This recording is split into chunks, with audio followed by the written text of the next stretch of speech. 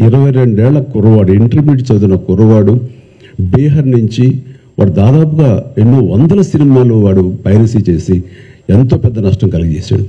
ఈ సంవత్సరం ఆరంభంలో కూడా దిల్ రాజు గారి గేమ్ చేంజర్ దగ్గర నుంచి తండేల్ అనే సినిమా కానీ, ఇలాగా కింగ్డమ్ అనే సినిమా, ఓజీ, ఇలాంటివన్నీ కూడా దీన్ని బారిపడి చాలా పెను నష్టం జరిగింది.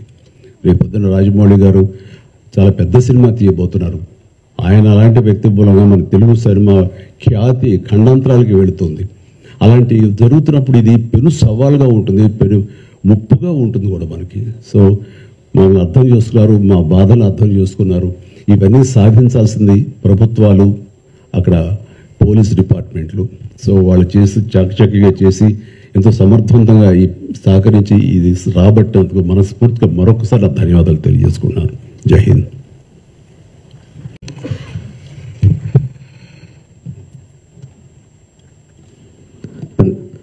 అందరికీ నమస్కారం అండి. మొట్టమొదటిగా సజ్జనార్ గారికి, అంతకుముందు సివి ఆనంద్ గారికి, entire police department of Hyderabad and తెలంగాణకి మనస్ఫూర్తిగా కృతజ్ఞతలు, ధన్యవాదాలు తెలియజేసుకుంటున్నానండి.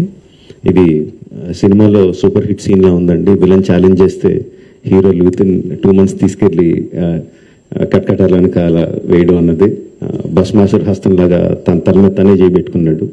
Don't mess up with police, be careful, ఏం మాట్లాడతారు ఏం చేస్తారు అన్నది చాలా గట్టిగా చెప్పారు సజ్జనార్ గారు and entire police department. Thank you very much sir. ఒకటే చెప్పదలుచుకున్నానండి, నథింగ్ ఈజ్ ఫ్రీ. మనకి జీవితంలో దొరికే ఏ వస్తువు కానీ ఏ విషయం కానీ ఉచితంగా రాదు. దాని వెనకాల హిడెన్ కాస్ట్ ఉంటుంది. ఆ హిడెన్ కాస్ట్ చాలా భయంకరంగా, చాలా దారుణంగా, చావు వరకు తీసుకెళ్లే వరకు ఉంటుంది. సినిమాలు ఏముంది, ఫ్రీగా చూస్తున్నాం కదా, అంతే కదా, దీంట్లో పెద్దది ఏదో ఉంది అనుకుంటున్నారు. బట్ ఆ పైరసీ సినిమాలు చేసే వాళ్ళు ఏమీ సంఘసేవ చేయట్లేదండి. వాళ్ళు ఫ్రీగా ఏం చేయట్లేదు.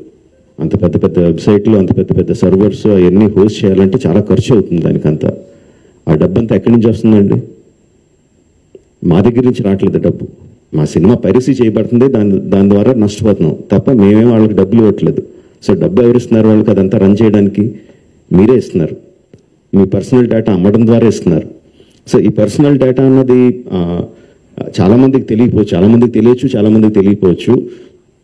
సింపుల్ థింగ్, మీ పేరు, మీ ఫోన్ నెంబరు, ఆర్ మీ పేరు, మీ ఆధార్ కార్డ్ నెంబరు, ఆర్ మీ పేరు, ఆర్ మీ జస్ట్ మీ ఈమెయిల్ ఐడి, ఈ మాత్రం ఇన్ఫర్మేషన్ ఉంటే చాలండి సైబర్ క్రైమ్ కమిట్ చేయడానికి. అంటే అది ఒక రకం కాదు, అది కొన్ని వందల వేల రకాలుగా వాళ్ళు మీ ఇన్ఫర్మేషన్ని క్రిమినల్స్కి అమ్ముతున్నారు. మీ దగ్గర నుంచి మీరు తీసుకోవడానికి జస్ట్ మీ పేరు, ఫోన్ నెంబర్ ఎంటర్ చేస్తే సరిపోద్ది అనుకుంటున్నారు. బట్ ఆ ఇన్ఫర్మేషన్ని వాళ్ళు క్రిమినల్స్కి అమ్ముతున్నారు. ఆ క్రిమినల్స్ చేసే సైబర్ క్రైమ్స్ దాని మూలంగా ఎఫెక్ట్ అయినాయి. ఎన్నోసార్లు ఎన్నో రకాలుగా వీడియోస్లో చూపిస్తున్నాం. జస్ట్ డబ్బులు పోవడం కాదు, ప్రాణాలు పోయే వరకు వెళ్తుంది. సో ప్లీజ్ అండర్స్టాండ్, మాకన్నా కూడా మీరు ఎక్కువ లూజ్ అవుతున్నారు ఈ పైరసీ చేయడం మూలంగా. Please don't get affected. Every one has a choice. కొన్ని ₹100 పెట్టి సినిమా థియేటర్కి వెళ్ళి చూడడం ఒకటి, సంవత్సరానికి కొన్ని ₹100 పెట్టి నెట్ఫ్లిక్స్ లాంటి లెజిటిమేట్ సైట్స్ని సబ్స్క్రిప్షన్ తీసుకొని సినిమా చూడడం ఒకటి, ఫ్రీగా ఈ పైరసీ సైట్లో చూడడం ఒకటి. The choice is yours.